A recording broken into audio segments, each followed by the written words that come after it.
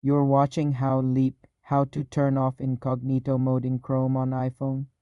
Incognito mode is a temporary session, so to exit it, you simply need to close the incognito tab or switch to a regular browsing tab. At the bottom of the Chrome app, tap the tab switcher icon. It looks like two overlapping squares. This will show you all your open tabs. At the top of the screen, you will see two options, Incognito and a number for regular tabs. The incognito tabs are usually in a dark theme.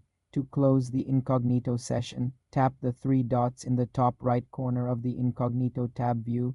Select Close All Incognito Tabs. Confirm by tapping Close All. All your incognito tabs will be closed instantly. Alternatively, you can switch to regular browsing by tapping the number of regular tabs at the top. This leaves your incognito tabs open in the background but pauses the session. To ensure incognito mode is fully off, it's best to close all incognito tabs. Once closed, any new tab you open will be a regular tab. You can confirm you are in normal mode because the browser interface will be light colored and you will see your profile icon in the bottom right.